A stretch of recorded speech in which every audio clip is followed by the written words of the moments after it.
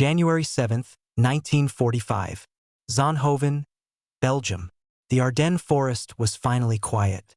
The screaming of the Nebelwerfer rockets had stopped. The panzers, stripped of fuel and broken by American air power, were burning husks on the side of the icy roads. The Battle of the Bulge, Hitler's last, desperate gamble to split the Allies, was effectively over. But in the mobile headquarters of Field Marshal Bernard Law Montgomery, a different kind of offensive was about to begin. Montgomery stood before a map of the front. He adjusted his black beret, the one with the two badges, General and Royal Tank Regiment. He was a small man, bird-like in his movements, but he projected an aura of absolute, unshakable certainty. To his admirers, he was the hero of El Alamein, the man who never lost a battle. To his American counterparts, he was a prickly, condescending egoist who would rather tidy up a battlefield than fight on it. "Freddie," Montgomery said to his chief of staff, Major General Francis Freddie de Guingand, "the battle is won, but the narrative is messy. The world needs to understand what happened here." De Guingand, a diplomat in uniform whose primary job was smoothing over the feathers Montgomery ruffled, looked nervous. He knew the Americans were raw.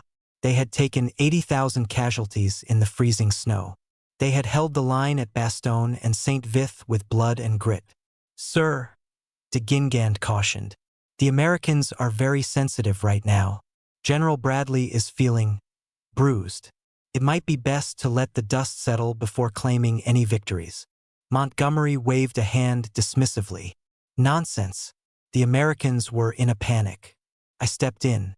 I took command. I tidied up the mess. Facts are facts, Freddie, and it is my duty to explain them."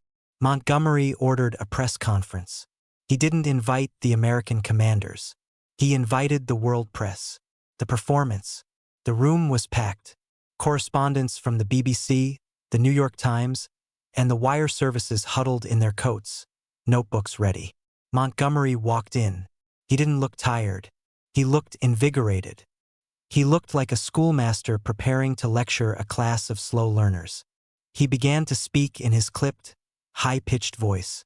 "When Rundstedt attacked," Montgomery began, pointing to the map, "the situation was interesting. I saw the American lines were pierced.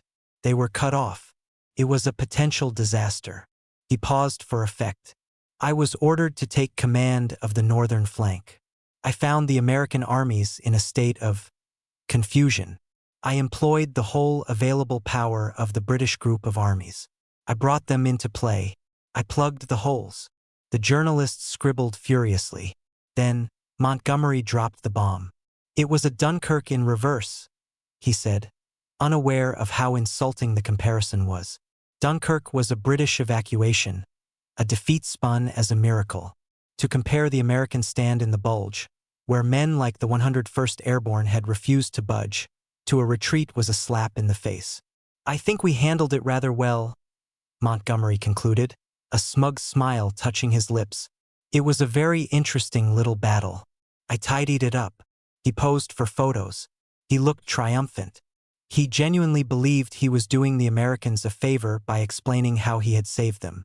He didn't realize he had just pulled the pin on a grenade and rolled it into Eisenhower's office. The reaction: Bradley's HQ, Luxembourg City, the headquarters of General Omar Bradley, commander of the U.S. 12th Army Group. Bradley was known as the GI's general. He was quiet, bespectacled, and humble. He rarely swore. He rarely lost his temper. But when his aide handed him the transcript of Montgomery's press conference, Bradley's face turned a dark, violent shade of purple. He read the words, "Tidying up. Interesting little battle. I brought them into play." Bradley's hands shook. He threw the paper onto his desk. "That little son of a bitch," Bradley hissed. It was a whisper, but it carried more weight than a scream. He thought of his men. He thought of the frozen corpses of American boys stacked like cordwood outside Malmedy. He thought of the young GIs who had thrown themselves under Tiger tanks with bazookas. And here was Montgomery, who had sat on the sidelines for the first week, claiming he had rescued a panicked American rabble. The phone rang. It was General George Patton, calling from his headquarters in Nancy. Brad. Patton's voice rasped over the line. Have you seen it? I'm reading it now, George. If you don't do something, I will, Patton roared. He's making us look like incompetent fools. He's telling the world we ran away until he showed up to hold our hands. I won't serve under him, Brad. I mean it.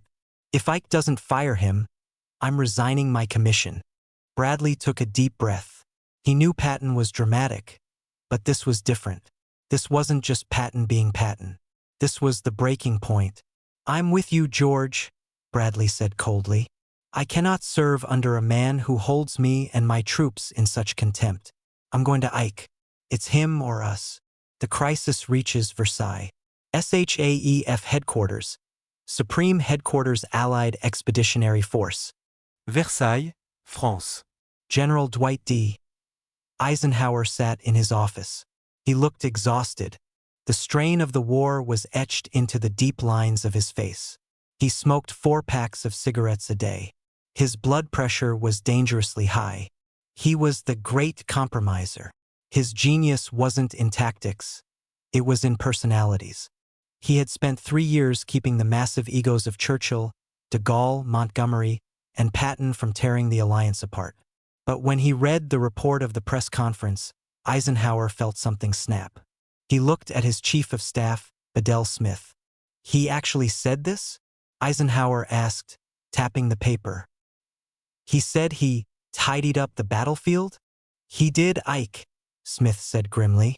And the BBC is broadcasting it on a loop. The American papers are going to crucify us tomorrow. They're treating it as if the British won the battle and the Americans just provided the casualties. Eisenhower stood up and walked to the window. He looked out at the gray winter sky. I have defended him, Eisenhower said softly. I defended him in Sicily. I defended him in Normandy when he was too slow. I defended him after Market Garden failed. I have bent over backward to keep him happy because the British people love him. He turned back to Smith. His eyes were cold. But he has humiliated my commanders. Bradley called me. He's ready to quit. Patton is ready to quit. I can't run a war without my generals, Bedell. What are you going to do? Smith asked. Eisenhower sat back down. He pulled a fresh sheet of paper from his drawer. He unscrewed the cap of his fountain pen. I am going to do what I should have done a year ago, Eisenhower said. I am going to fire him. The draft.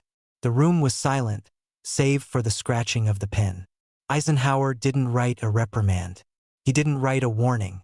He wrote a message to the combined chiefs of staff in Washington and London. To the combined chiefs of staff, the dragging on of this situation with Field Marshal Montgomery has become impossible. His attitude and public statements are destroying the morale of my commanders. The alliance cannot function with this friction. Eisenhower paused. He took a drag of his cigarette. He knew what this letter meant. If he sent it, it would force a choice. Churchill would have to choose between his favorite general and the supreme commander. Eisenhower knew he would win. The U.S. supplied the men, the money, and the tanks. Churchill couldn't afford to lose Ike. He wrote the final paragraph. I request that he be relieved of his command immediately. If this cannot be done, I request to be relieved of my own command. He signed it. Dwight D. Eisenhower. He handed the paper to Bedell Smith. Type it up, Eisenhower ordered. Get it ready to send. Smith took the paper. His hands were trembling slightly. This was the nuclear option. This was the end of Montgomery. Ike, Smith said, if we send this, it's over. The British will never forgive us. It will poison the peace. He poisoned it first, Eisenhower snapped. I'm done, Bedell. I'm finished with the ego. The interceptor. Just as Smith was leaving the office, the phone rang.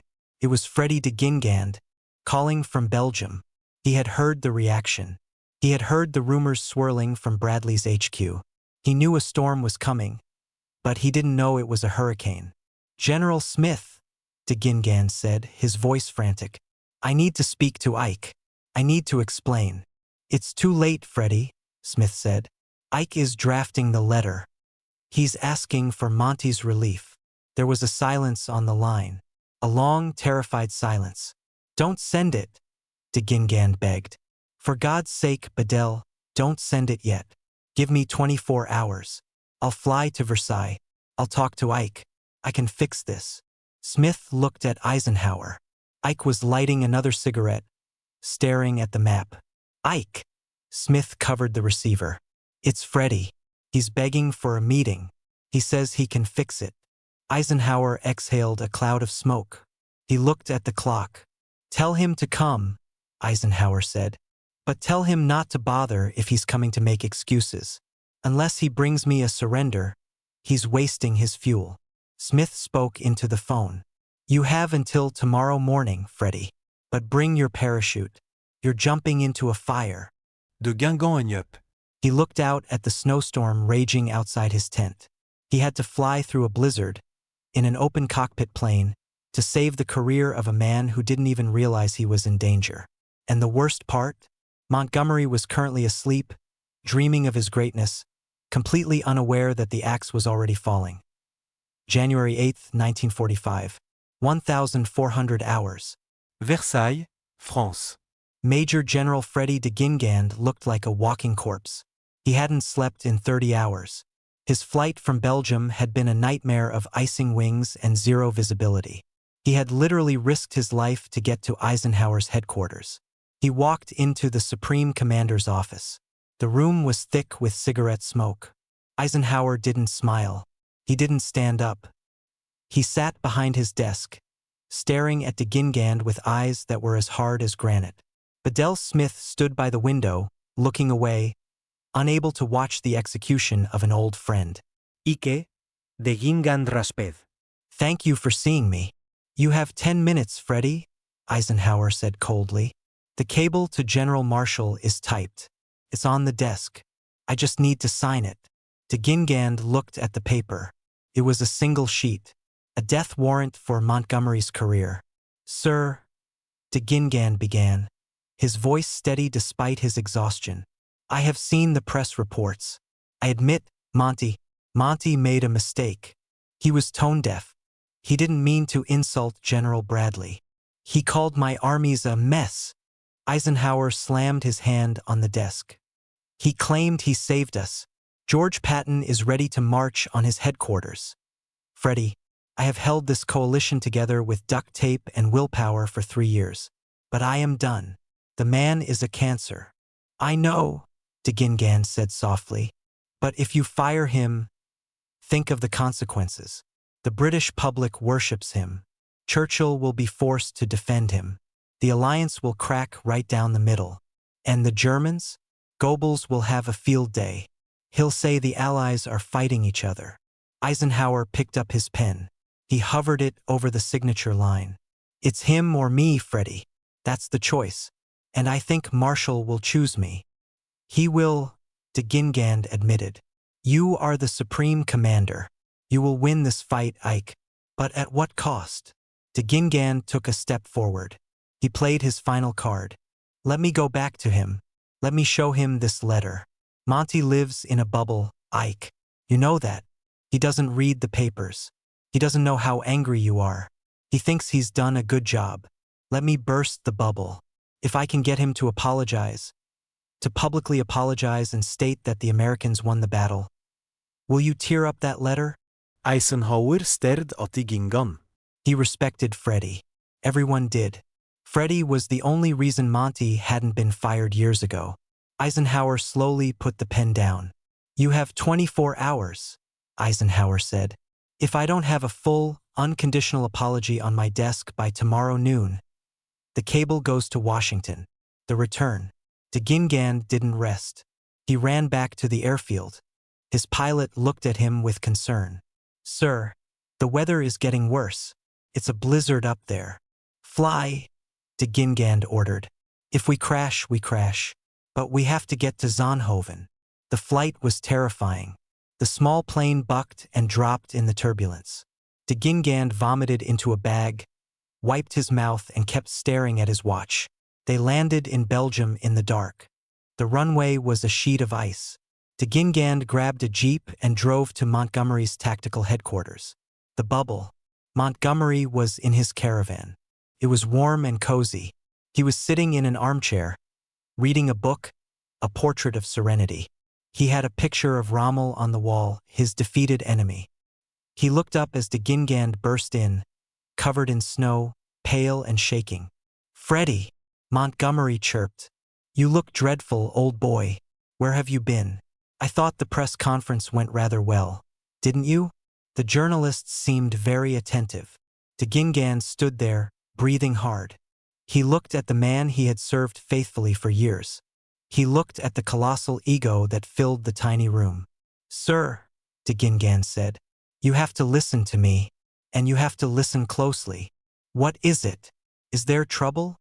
"Trouble?" De Gingand let out a hysterical laugh. "Sir, Eisenhower is going to fire you. Tomorrow." Montgomery blinked. He smiled, a thin, patronizing smile. "Don't be absurd, Freddie. I wouldn't dare. I am a field marshal. I am the victor of Alamein. The British people won't save you," de Gingand shouted. It was the first time he had ever raised his voice to his boss. "I have just come from Versailles. I saw the letter, Monty. I saw it. It is addressed to the combined chiefs. It demands your relief, and Ike is going to send it." Montgomery stopped smiling. He put his book down. He looked at de Gingand's face. He saw the terror there. "But," Montgomery stammered. "Why?" "Because of the press conference. Because you insulted them," de Gingand said. "You made Bradley look like a fool. You made Patton look like a coward. They are threatening to resign. Ike has had enough. He says it's you or him." Montgomery stood up. He walked to the window and looked out at the snow. For the first time in the war, the confidence evaporated. The armor cracked. Montgomery realized, with a sudden, sickening lurch, that he wasn't indispensable. He realized that the Americans were the senior partner now. They had the men. They had the money. He was just a general, and generals could be fired. He turned back to de Gingand. His face was pale. He looked small, old. "Freddie," Montgomery whispered. "What do I do?" It was the question de Gingand had been waiting for. The apology. "You have to eat humble pie, sir," de Gingand said. "You have to write a letter to Ike. Tonight, you have to tell him that you are his subordinate, that you will serve him loyally, and you have to praise the Americans." "I can't do that," Montgomery said, his pride flaring up one last time. "Then you are finished," de Gingand said, "and history will remember you as the man who broke the alliance." Montgomery slumped into his chair. The fight went out of him. "Draft it," Montgomery said quietly. "Draft the letter, Freddie." De Gingand sat at the small desk. He took a piece of paper. He wrote the words that Montgomery could never have found himself. "Dear Ike, I am distressed that my press conference has caused such offense. I would like to say that I am absolutely devoted to you and will do everything in my power to support you." He wrote about the bravery of the American soldiers. He wrote about Bradley's steady command. He wrote the words of a subordinate. He handed the paper to Montgomery. Montgomery read it. He hesitated. To sign this was to admit he was wrong. It was to bend the knee. "Sign it, sir," de Gingand urged. "For the sake of the war." Montgomery picked up his pen. His hand shook slightly. He signed, "B.L. Montgomery." "Send it," Montgomery whispered. "The salvation." De Gingand didn't trust the telegraph. He took the letter and ran to the signals tent. He had it transmitted immediately, marked, "Urgent, eyes only for Eisenhower." Then he collapsed on a cot and passed out. January 9th, 1945, Versailles. Eisenhower walked into his office. It was 0800. "Did we hear from him?" Eisenhower asked Bedell Smith. Smith smiled. He handed Ike a telegram. Eisenhower read it. He read the apology. He read the pledge of loyalty. It was total surrender. Eisenhower let out a long breath. He picked up the draft order, the one firing Montgomery, from his desk. He looked at it for a moment. Then he tore it in half. And then in half again.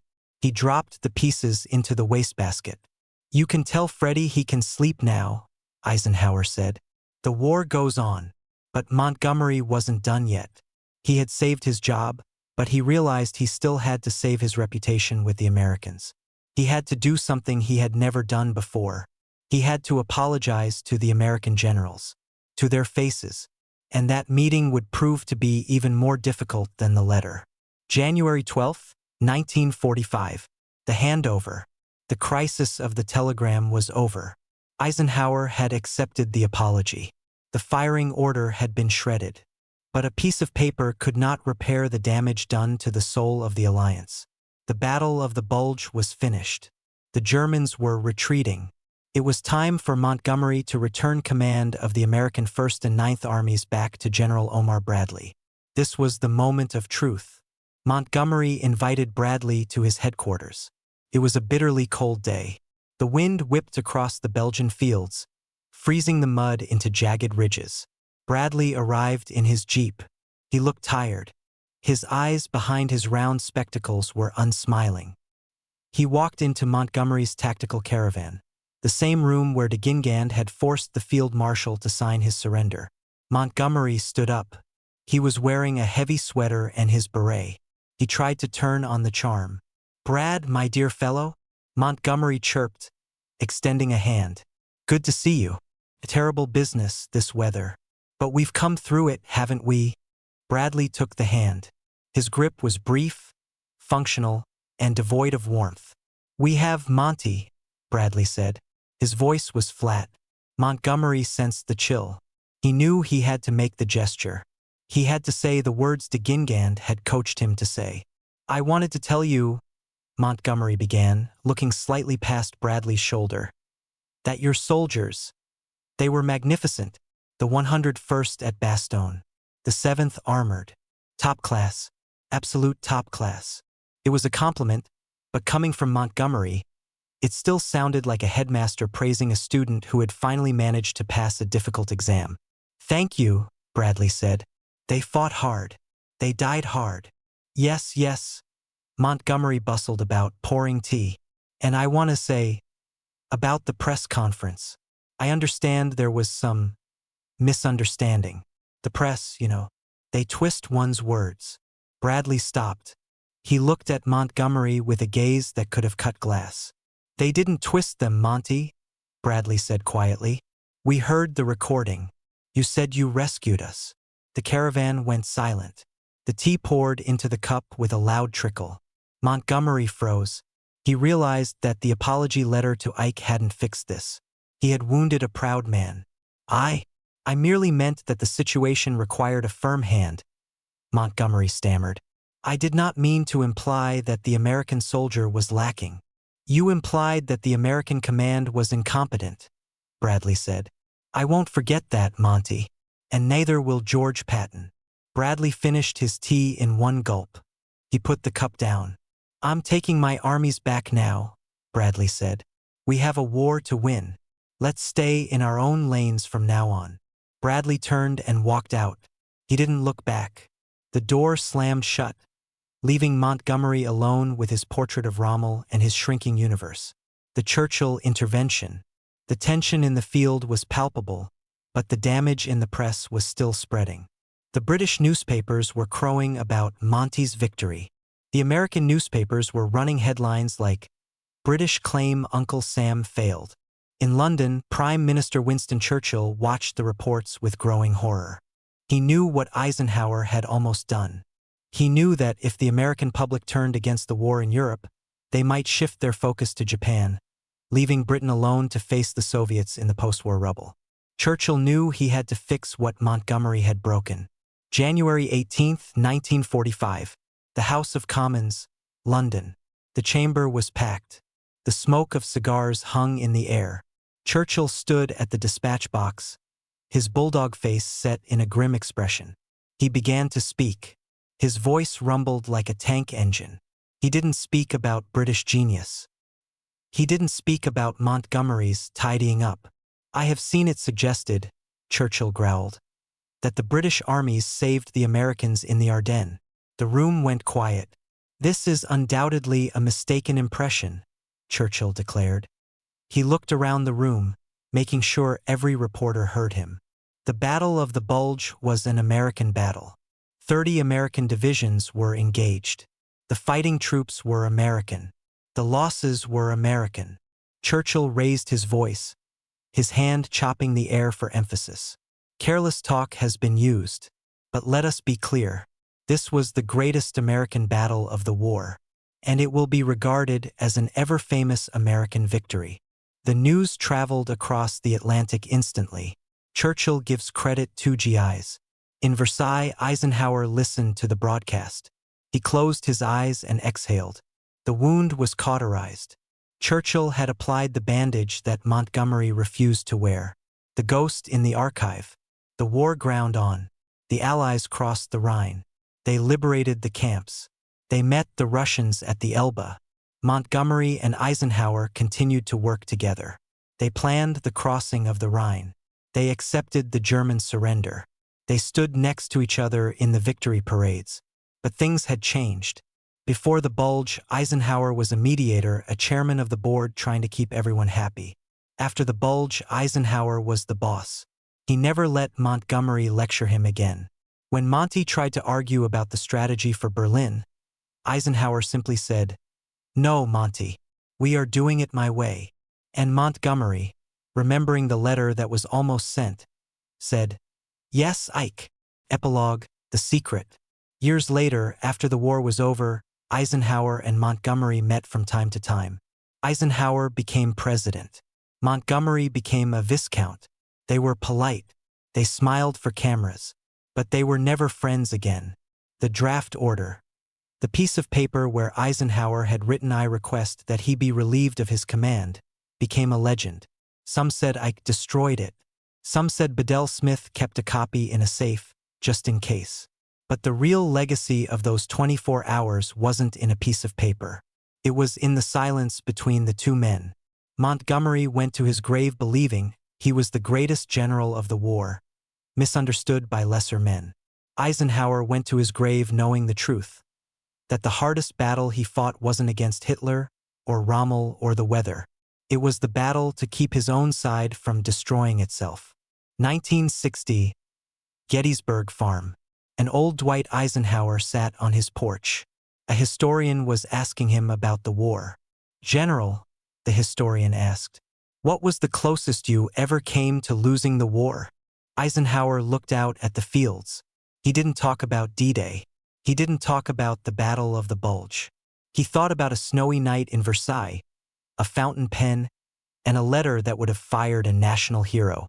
"The closest we came," Eisenhower said softly, "was when we almost forgot who the enemy was." He smiled, a sad, wise smile. "But Freddie de Gingand, he was a good man. He talked me off the ledge. And because of that, we marched in Berlin together." The historian wrote it down. And in the end, that was the story. Not of a battle won by guns, but of a war saved by a single swallowed apology. The end.